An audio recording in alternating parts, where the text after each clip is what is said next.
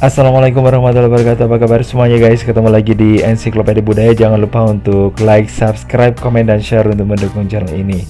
Nah, Anda pernah mendengar Majusi atau ini ya, agama yang berkaitan dengan Zoroaster. Nah, ini merupakan salah satu agama tertua di dunia ya guys ya, yang menganut sistem ajaran dari Nabi Zoroaster. Dan sudah ada sejak abad ke-6 sebelum Masehi. Nah, ini merupakan suatu ajakan ya, atau aliran yang mengajak manusia itu mendekatkan diri pada Tuhan. Nah, meski mereka cukup menghormati unsur api karena dianggap suci. Nah, tujuan agama ini adalah berada di antara orang-orang yang akan memperbarui dunia dan membuat kemajuan dunia menuju ke kesempurnaan. Nah guys, ada satu hal yang mungkin bisa dikatakan sebagai hal yang unik ya, yang mungkin bagi kita di budaya yang mungkin nggak memahami hal yang kayak gitu, mungkin ini bisa dianggap sebagai hal yang seram ya. Nah, menurut tradisi penganut ajaran Zoroaster atau Zarathustra ya, ini nama orangnya ya. Nah, ini kalau orang penganut dari agama ini meninggal, namanya itu dianggap dapat mencemari kemurnian bumi, air, api, dan udara. Makanya sih tubuh orang yang sudah mati itu tidak dikubur di dalam tanah ataupun dibakar ya, karena mereka itu bisa dikatakan itu sebagai merusak gitu ya, mencemari. Nah gitu guys. Nah, mereka kemudian menyediakan sebuah tempat yang bernama Dahma. Dahma ini merupakan tempat yang digunakan untuk persemayaman terakhir bagi jasad-jasad yang telah ditinggalkan oleh jiwanya.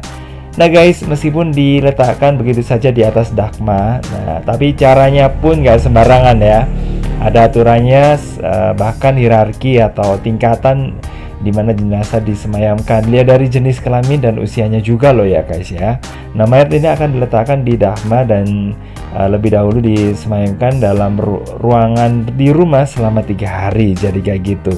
Nah, Dahma ini bentuknya seperti apa sih ya? Nah, Dahma ini atau bisa dikatakan sebagai the Tower of Silence atau menara keheningan. Nah, ini bentuknya bulat kayak yang ada di layar monitor Anda itu guys. Kemudian di bawah itu, di tengahnya itu ada kayak semacam sumur gitu ya. Nah, jadi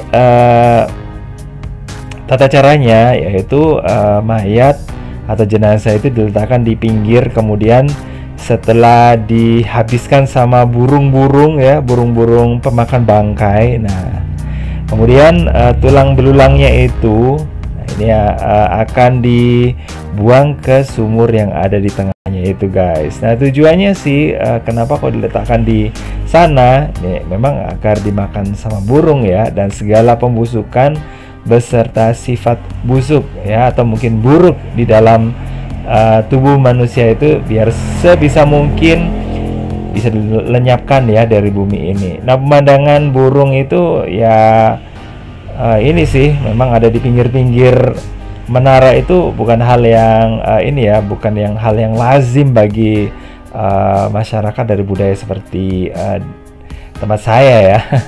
Tapi ini merupakan hal yang biasa di tempat itu. Nah, suara burung yang sangat ini ya, sangat lapar gitu ya, dan mungkin merupakan pemandangan mengerikan ini sebagai hal yang biasa ya bagi kaum Zoroaster. Nah, kalau ada jasad yang telah habis dimakan burung, nah seperti yang saya katakan tadi, sisanya itu diceburkan ya, digulingkan di bagian tengahnya di lingkaran itu yang disebut juga sebagai sumurnya. Nah, tradisi ini konon masih ada ya pada kaum Parsi di India ya, dan di Iran sendiri ini sudah mulai ditinggalkan, bahkan ada yang pelarangan untuk membuat kayak gini, dan orang-orang yang mungkin masih ingin melanjutkan tradisi kayak gini, mereka banyak yang pergi dan akhirnya menuju ke India, di mana di India itu memang banyak aliran yang ini ya, yang dipersilahkan untuk dilakukan di sana gitu guys. Tapi begini guys, seperti yang saya katakan tadi, bahwa ini menurut tradisi mereka bukan hal yang kejam ya, tapi untuk menjaga bumi dan elemennya. dari sifat jahat dalam tubuh manusia yang telah mati. Jadi kayak gitu.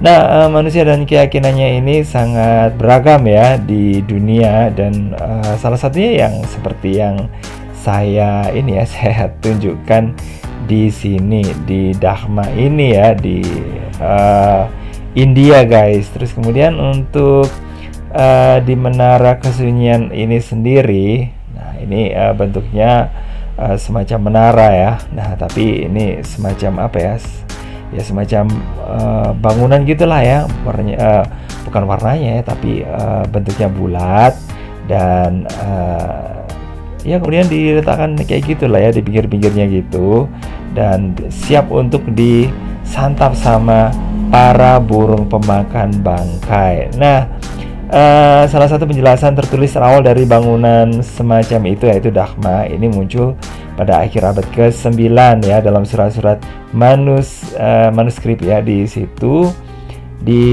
disebutkan ada istilah Astodama. Nah, istilah ini tekniknya yang muncul pada teks pada abad ke-9 atau ke-10 dari tradisi Zoroastrian. Nah, ini adalah namanya Dharma ya, untuk tempat apapun bagi orang yang mati. Jadi kayak gitu guys ya. Jadi ya bisa diartikan juga sih sebagai tempat pemakaman atau kuburan gitu ya, tapi dalam arti yang lain gitu guys. Kalau kuburan ya menurut ini ya itu dikubur ya atau dimakamkan, sedangkan ini kan hanya diletakkan begitu saja ya. Dan seperti yang ada di teks-teks Zoroastrian di India dan Iran ini ada ya muncul istilah Dagdah ya atau tempat yang diresepkan. Nggak tahu diresepkan untuk apa ya guys ya.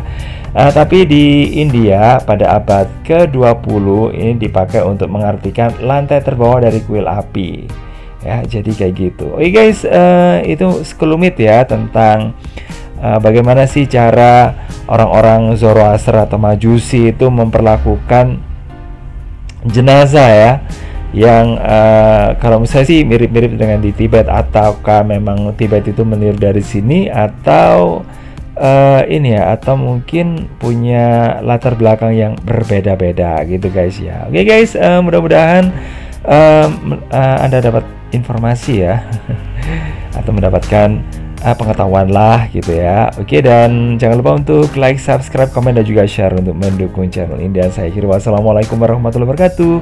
Sampai ketemu lagi di video berikutnya. Bye bye.